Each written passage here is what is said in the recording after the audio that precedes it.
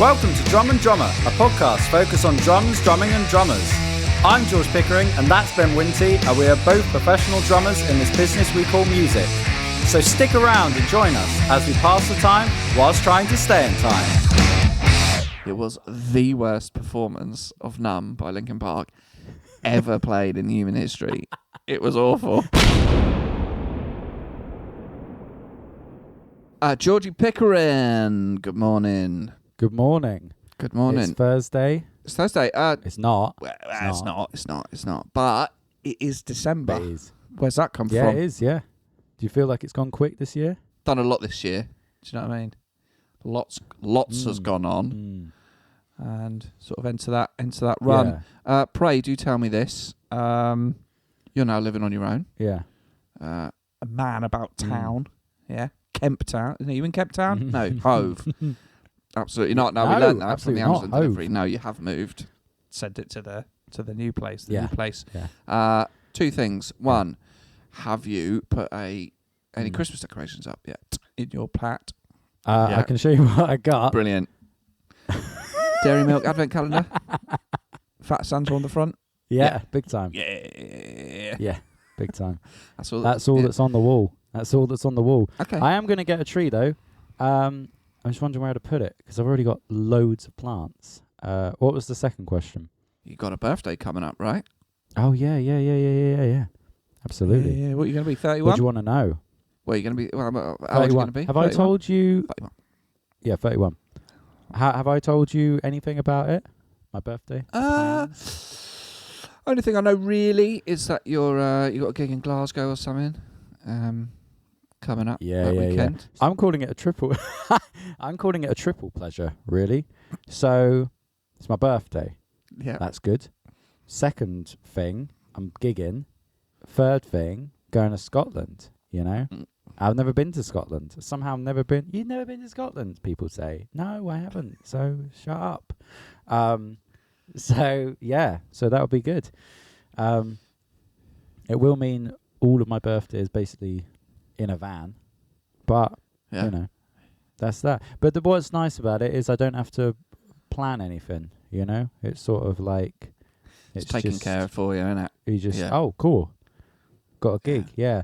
So yeah, that'll be good. You can sort of play the birthday card a bit as well. I like because you can be like, you know, people will be a bit more, you know, good, yes. You know, like, oh, don't worry about loading in, George. It's your birthday.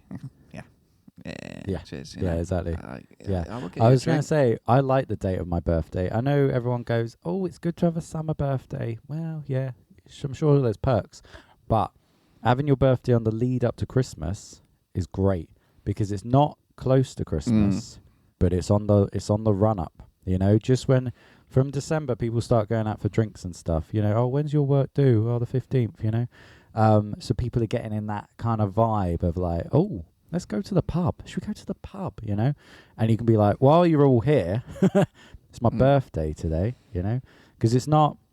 You don't want it to be like my friend Amy, whose birthday is on the 19th of December.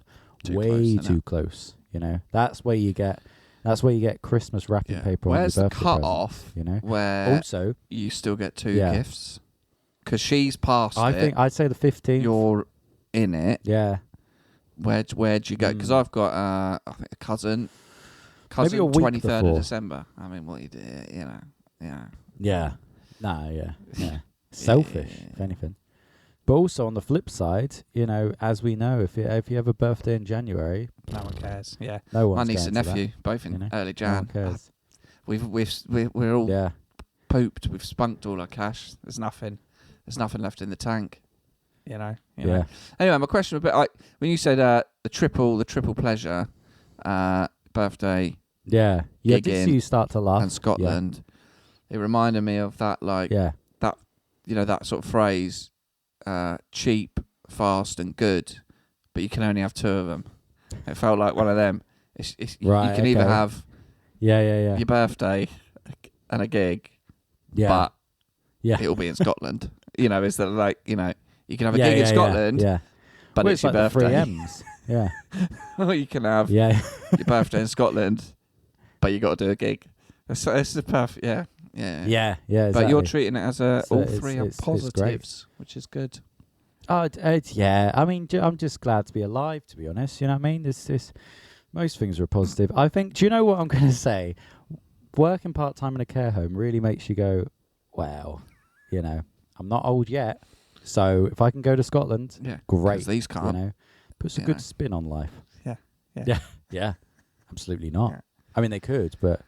And then you go, but come on in. Your grandpa's over there. So, right, what have we got to talk about? Because I feel like last week was a very heavy on me episode, which I'm fine with. Of course. Well, I mean, I could start off with... what do you want to start with? Do you want to start with drum stuff, or do you want to start with other stuff? Well, drum stuff would make sense. Yeah. Hence the name of the podcast. But other stuff is intriguing. Other stuff is like a mystery box. Yeah, it's an advent calendar, but with a fat me on it. And what's behind door number 5? It's a Scooby-Doo cup with a straw. Yeah. With, this is mental. Where did you get this? Bubblegum squash. That's it's actually my wife's. Did you get that from Disneyland? Oh, okay. Did she get that from Disneyland? Yeah, we got it in probably from Universal Studios, I reckon. I think. See, this is the thing about you. You seem to get most of your stuff. Ooh, we might be having a bit of lag. It's a little laggy. It's just. Shall I try my hotspot? I could try a hotspot. Let's try a hotspot. I'm now on a hotspot. Let's see if that does anything better. Right, 1 2 1 2. Good luck with the edit. You mentioned you had a gig recently that was we were sort of ran out of time last week chatting about. You said it was quite shit. But before we go into that gig, I would love to hear about it, because I love shit gigs. I love them. I've done a couple of gigs recently. I did a gig on Saturday. It was a Christmas party with Wonder Year. It was fine. But a week before that, I had a freshman year gig. And it was the first gig for a few weeks. And I mentioned in last week's I couldn't be bothered. I could not be fucked. So I was driving myself there. It was down in Bewley. Whereabouts in Bewley? Master Builders. Gig in Bewley on Saturday. Yeah.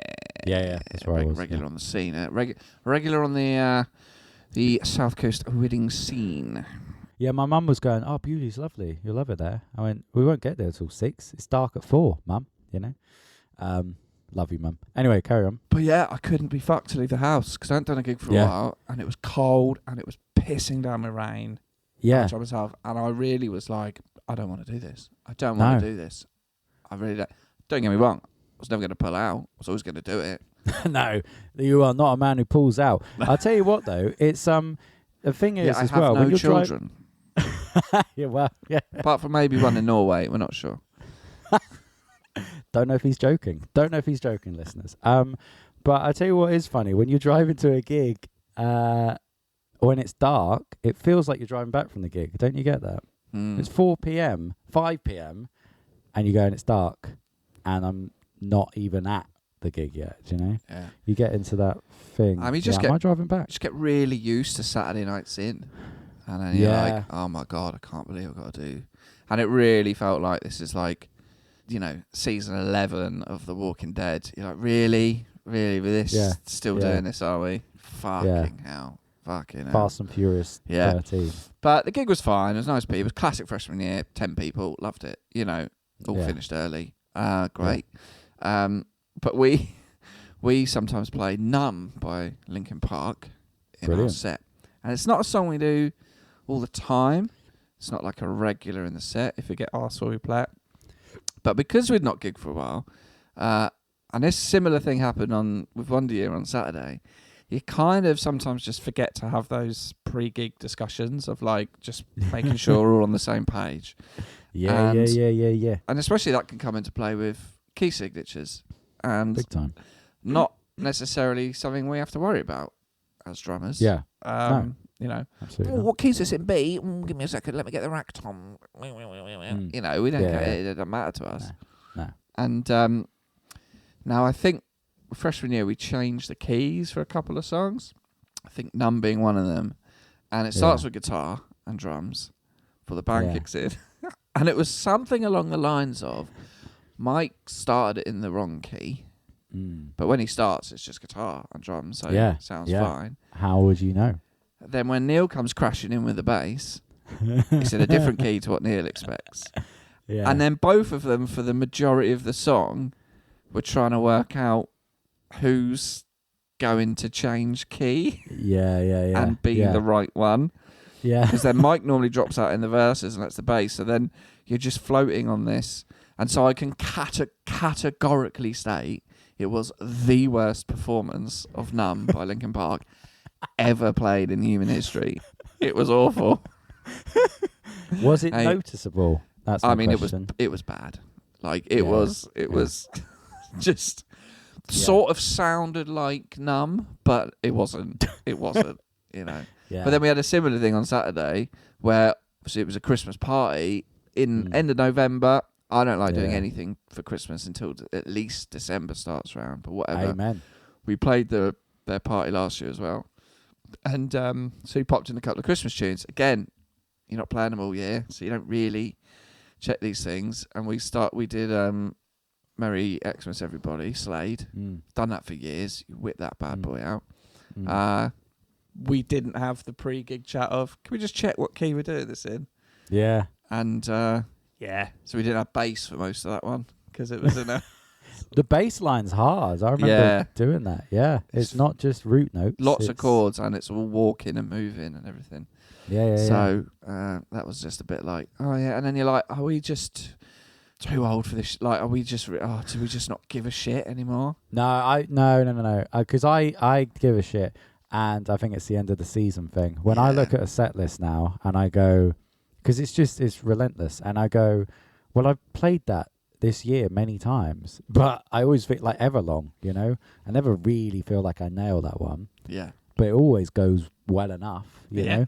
So I never actually sit down and go, right, I'm going to learn these fills in Everlong. Yeah. So I'll always play it safe, you know? So whenever I see it in a set, I go, oh, Everlong is fine. And then it's not until I get to it, I go, oh, yeah, fuck, I should have practiced this one. So, yeah, I don't think it's an age. I think it's just, it's November, you know? Yeah. It's been a busy year. And it is hard to leave the house when it's dark and pissing with rain. Anyway, your shit gig? Tell me about your shit gig. Well, that was, do you know what? Your story is the perfect segue into my story because sort of similar thing. So there was a lot of discussion about this afterwards with Georgie and I in the van.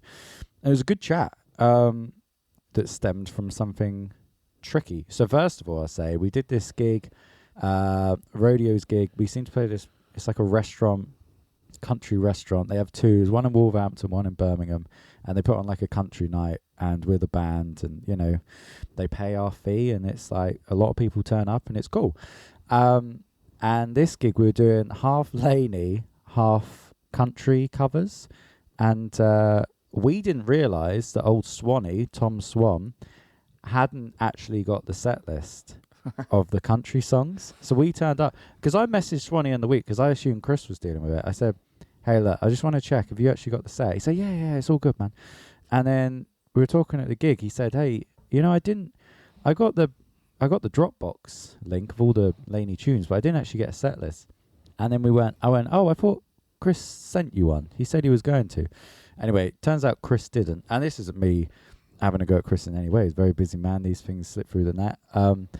Because I know he listens to this as well. Sounds like you're blaming him exactly. It does sound like that. Yeah. Named him several times. And that it was his responsibility, that he should sort it out. Well, I you know, yeah, you put me in a corner there. But no, but so we said but Swanee's the man, you know. Anyone that lives in Brighton and has played music knows Swanee. And he was like, oh, cool, 45 minutes of country covers that I didn't know. Yeah, I can do that, you know. Just fine, you know, he's got the charts, it's all good.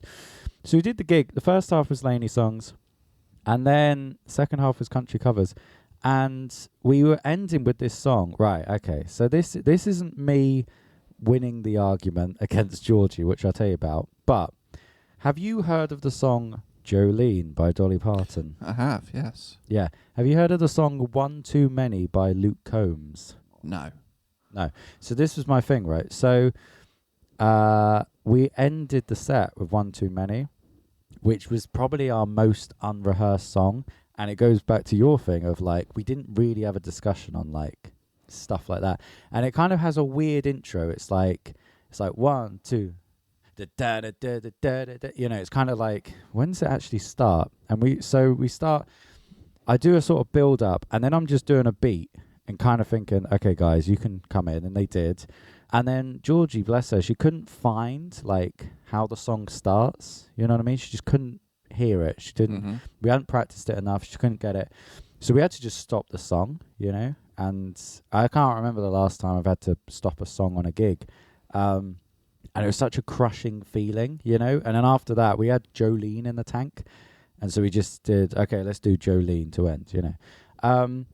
And after the gig, I didn't want to talk to anyone. You know, for like an hour, I was just in a horrible mood. Because I do think it's that thing of like, you know, there's so many senses heightened when you're doing a gig. There is adrenaline and there is nerves and there is, even if it's not much, there's something. You are doing something in front of people. It's a weird job if you actually think.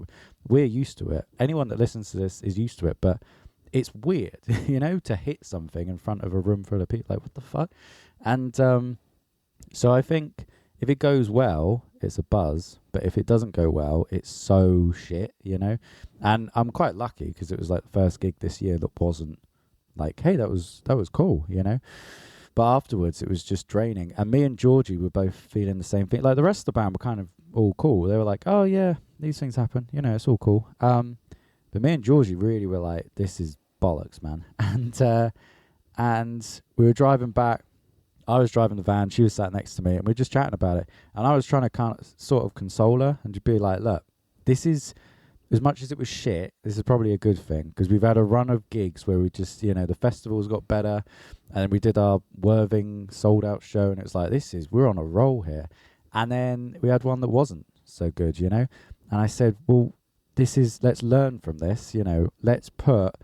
So this is where the kind of debate started. I said, let's put Country Roads and Jolene and 9 to 5, just do them last, you know, put Wagon Wheel at the end, you know. Have, like I said, with any function band, you have, you know, Mr. Brightside and Don't Look Back in Anger and, you know, Teenage Dirtbag, something like that. Just like 5 solid bangers that, you know, okay, we're at this point in the set. We all know these. Let's just do it. And everyone will remember that. And I said, people don't know one too many. And then we started this kind of, it wasn't an argument in any way, but quite an interesting discussion where she was like, no, you don't get it. Like everyone at that gig knew it because they're all into country music. And if you're into country music, then you know that song. I said, yeah, but there's kind of like 2 types of like, I don't know, audience members. There's the people that are really into country music who probably do know those songs. But then there's the people who might have got dragged along or vaguely know country music and they don't know those songs. I said there's certain songs that if you like country music or you don't, like Jolene and Sweet Home Alabama or whatever, you'll just know it. But then there's like a more niche thing. I said, let's do the niche ones first and then end with the easy ones, you know. And she was kind of saying things like, oh, but you know, I always do Jolene in front of that whenever we play rodeo. So I was kind of having to be like, yeah, but it's a different crowd every time. You know, it's not the same. It's not like you turn up to a function and go, oh, well, we did Mr. Brightside last night. Like, let's leave it tonight, you know. So I think there's also a bit in there as well, not just songs that the audience know, but also songs that you're just confident playing, that are just exactly that, exactly that you know that like you're going to end on a high because you all these are all playable. And I would, you know, if we do a new song in freshman year, like maybe it's a bit tricky, like never finish the set with it. No. Even if it is a popular tune, put it in the middle where you've got shit either side that you can sort of because you play them differently, don't you? Do you know what I mean? You play. I think if you play inside, even if you're bored of it, you will play it in a more confident way than if it's something new. You know. Even if the new one's exciting, it's like, But she said that, she did say, like, like, I always want your guys' input. Like, it's not just up to me. And I was like, cool. Next time we do a country cover set, let's just look at the last 3 songs and be like, can we all smash these? Because then if something bad happens, you know, at least we know the last 10, 15 minutes are going to be like, cool. And then everyone ends on a high, you know, audience and band, you know. Yeah. So, but it also shows, you know, as well, like, and probably what we've had these last couple of gigs is that end of season feeling, and also after a while, like if complacency sets in, you know. And I felt on Saturday, like, as the only band manager on the gig, like, as soon as we started the Slade song, I'm like, why don't we just fucking check what key we're playing it in? Yeah. Like, and when, but I guess everyone on the gig is a regular, and I know very well, and we had time, and then you just forget to go, what key are we doing this in? Yeah. Because I've just I just played it for so many fucking years. Yeah. And then you're like, oh yeah, whoops. Like a 10 seconds discussion. Yeah. Yeah. And then you're like finishing the second set with this kind of Bosch Christmas song that's got no bass in it for half of it, because he's trying to transcribe on the spot, doesn't he? Doesn't know what key we're doing it in, and then trying to transcribe a complicated bass part. You know, it's not his fault. Yeah. And he's just saying, fuck it now.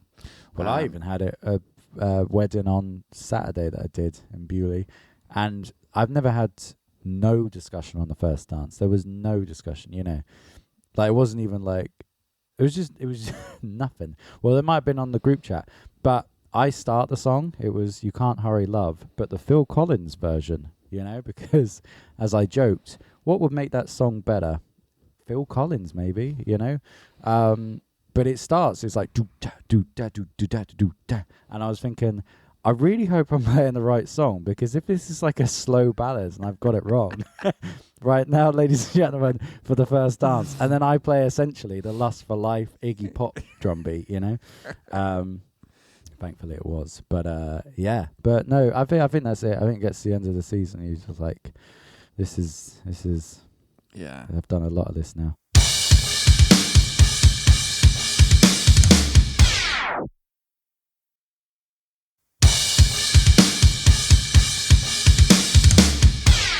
Let me tell you about my spine. Go on then. So, I'm in quite a bit of discomfort at the minute as we record this. So yesterday, I was back in the hospital, and I was having what's called a discogram. And there was no dancing involved, let me tell you that. That's a shame. So this was, for those who don't know, lower back issues. 4 of my discs in my lower back are fucked, and I've had a couple of an epidural, a couple of steroid injections to alleviate the pain. They've not really worked, so we're now moving ahead to back surgery in January, where they will replace 1, 2, 3 of my discs in my lower spine. Before that, they need to know which discs to replace, because while they might be broken, they might not be causing the pain. So yesterday, I had what my surgeon described as, it'll be an unpleasant day out. So, yeah, I had to go to hospital in Southampton. First off, leaving the house, shitty rainy weather, Monday morning traffic. M27 down to 2 lanes. Jaguar broke down, so I went to 1 lane. Monday morning, M27 to 1 lane. So 25 minutes late to the hospital. Yeah. Anyway, that aside. And then I got shown to my room, and one of the first things they did, took blood pressure, that sort of thing. Put a cannula in my arm so they can give me the old drugs and shit in it. And the nurse put the cannula in, and last time I had it in my hand, and this time she put it in like the ditch of my elbow on like a big fat juicy vein. And she did it, and I'm kind of fine with needles. Like, and everyone jokes in hospitals. I've been to hospital so many times this year because I've got tattoos on my arms. Oh, you must be okay with needles, and I sort of am to a degree. And I'm fine with the sight of blood, but I don't know what it was. But she put this cannula in, and I looked round and I could feel it in my arm, and it was like it's sort of in the bend of the arm. Yeah. And I know just from my mum being in hospital that like then you can't bend your arm once it's in, and I had that feeling of like, oh, now I can't move my arm, and like it was the blood did gush forth. I sort of looked, and then suddenly I just felt like I was going to faint. Really? I just started sweating over my entire body, and then like my vision was going blurred, and I was like, "You all right?" And I was like, "Nah."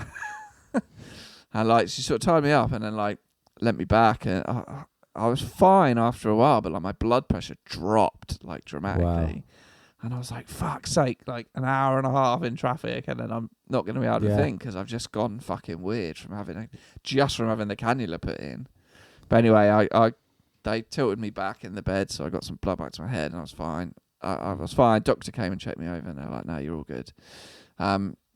So anyway, then pretty swiftly I went down into it was in like the X-ray department, and I'm in my hospital gown with my pants on, and so this was sort of two things they were doing. So they were injecting a dye into the discs of my lower spine, because the disc should be like an egg with like a yolk in the middle, but mine are broken, so the yolk essentially is leaked out. But what they want to do is they want to inject the dye and see where the breakages are and like how the dye reacts. Where does it sort of leak out? And the other thing is to basically poke the broken discs with a needle to find out which ones are causing pain. Because while it might be broken, it might not actually be causing me discomfort. So I had to do this with kind of like no anaesthetic. And so I was on my side, and they did injections quite actually on the side rather than like directly in the back. But I mean, the pain when it hit the bad disc that gives me the pain. Yeah. Because they said like it's gonna be painful. Like we have to do this to find out which ones are broke, which ones cause the pain. And it will essentially re-trigger the issue that you have. Wow. So be prepared for like that similar sort of discomfort. It's quite hard to describe, but the feeling of a needle going into your disc in your spine without anaesthetic. Yeah. It was. I'm a 40-year-old man, and I'm lying on my side, and I am gripping the side of the bed. Yeah. And like, there's a team of nurses and the doctor doing it, and they're doing it with X-ray and stuff. And like, there's a nurse, bless her, didn't ask her to do this, but I'm really glad she did. She was stroking my head. Oh my God, I love it. Because they know this is uncomfortable. Yeah. But then what was really interesting is that they poked other discs and that were damaged, and I didn't feel as much at all. Wow. So it was really interesting that they could locate this is the one causing the pain. Wow. So, and I'm pretty sure it was just one, maybe one or two, but she's like talked me through the pain. And obviously they could tell because like, man, it was rough. Yeah. Fucking rough. And then, but also as well, like they put in like, they did give me a sort of sedative before into my cannula in my arm.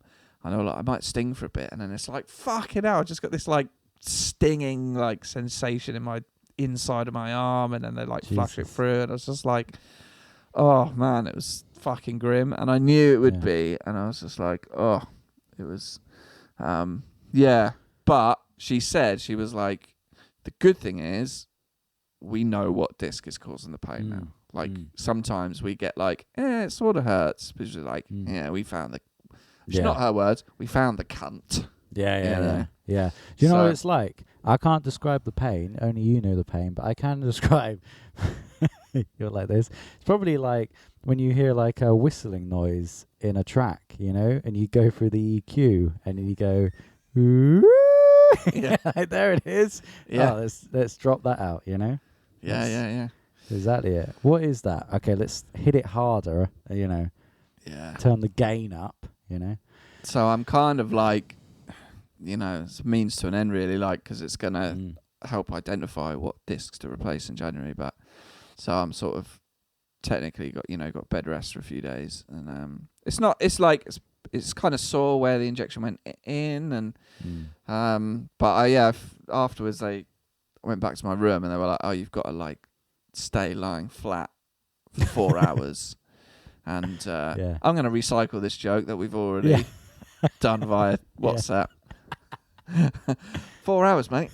Pop Breaking Bad. I'll see you in 6 days. You know what I mean? Really sorry, sir. You're going to have to do this. Well, whatever it takes, Doc. You know, I will lie down for 4 hours. Yeah. And then, they just sort of checked me over, made sure I did a wee, and then took me up for a walk up the corridor. And I got up and I was like, whoa, walking's hard. Like, this is... So yeah, and then this morning it's like I'm on antibiotics for a week, just in case of infection from the injections and stuff. But yeah, it was quite the experience. So yeah, that really is. glad it's done, but it's kind of that pain, but beneficial, because they don't want to be replacing discs willy nilly. No, God no. You know what I mean? So yeah, At least we know now. So yeah, but tough, hard. That was Knowing how's it been? Yeah, you're in this fucking like X-ray theatre room sort of thing, and you're getting on the bed, and there's team with like the metal things for the X-rays on their chest and all that sort of stuff, and it's fucking needles going in you. Yeah, and you're gonna be awake. Yeah, and the whole point is you need to tell them where the pain is. Yeah. Oh, grim. Yeah, that's rough. Was it worse than numb? Not sure. I don't know. that was painful. Yeah. In a different way, but. So how has it been today? So it's all right. Like it's sore. Like I kind of it feels like when I have instance with my back, it feels very similar to that. I think it's a bit more localized rather than like affecting my legs and stuff like that. Yeah. So I've just kind of got to sort of rest really, but wheel me out for a podcast, sure. I can kind of walk all right. It's just it's just like a bit painful, but so anyone having a discogram, get ready, baby. Get ready, baby. Get ready, baby. I can't even think of anything like that in pain, Yeah, it's hard to describe. Yeah. Because it's I don't know. It's very painful. Probably as painful as listening to this episode. But, well, yeah. Anything else? Anything else? Well, I've got something. to indulge me for a minute. Yeah. Sort of not doing. I mentioned a few weeks ago maybe that I've been working on something behind the scenes. Yeah. Not the rock opera. Something else. The musical, no, that's still been worked on. That's great fun. Yeah. But as you know, George, I write drum charts, right? Yeah. I write drum charts. I write them by hand. Mm. I've developed a system that, for me, gives me all the information I need to be able to play that song, right? And other drummers I know have used these charts. Yourself, a few other people I know, they've sort of been passed around. And I had this idea a while ago that, like, I got this big resource of charts that, for me, are quite handy. And one thing I think that makes them quite different to other charts maybe you get online is other charts maybe you can find online are full transcriptions, like full notation. They're 2, 3, 4, 5 pages long. I don't need the whole beat written out. I don't need, we've talked about my charts before. I just need to know, like, the structure, what type of beat to play, whether it's on the hi-hat, whether it's on the ride, is the hi-hat open or closed, how long to play that for, and then other important information like stops, starts, breaks, fills, special fills, accents, things like that. And I thought, I think these are quite handy, and it's something I want to do for a while. So you can now go to drumcharts.co.uk. Ooh. And you can now purchase my drum charts. Are you going on it now? Yeah, obviously. So it's not quite finished yet. I think there'd probably be some tweaking and stuff to do on the site, but I've been building this website, this online store, and I'm sure plenty of things will go wrong. But what I've been doing, because my handwriting is awful for my charts, I've actually been digitizing them. So putting the same essential information, a combination of written and little snippets of notation. And I think I've got maybe 55, 56 charts up on the store at the moment. And you can buy them. And at the moment, I don't want loads of money for them. They're like $1.49 each. And the beauty of them is they're digital PDFs. You can pop them straight on your tablet. And they're one page. So there's no page turnings. There's no long, complicated scores. Yeah. It's just all the essential info you need to be able to play that song from start to finish. Now, I will caveat by saying, like, if you're a beginner drummer or someone and you want to learn how to play Teenage Dirtbag, for example, this chart's not going to tell you how to play it. This is for drummers who have some ability and who maybe wants to be able to play a song short notice, on a dep gig or something like that. Yeah. Or have a bad memory. That's why I write them. And you have to kind of have an understanding of how the song goes. So that's kind of how they work. But that's something I'm working on. So this is great. Yeah. If people need them, something I'll kind of gradually be pushing a bit more and more and more. Yeah. But I've been beavering away at digitizing these charts and finding a system and building this site and building the store. So there's kind of one big homepage, really. It's got an explanation of kind of what these charts are, who they're for. You can get a free chart of Mr. Brightside. Pop in your email address.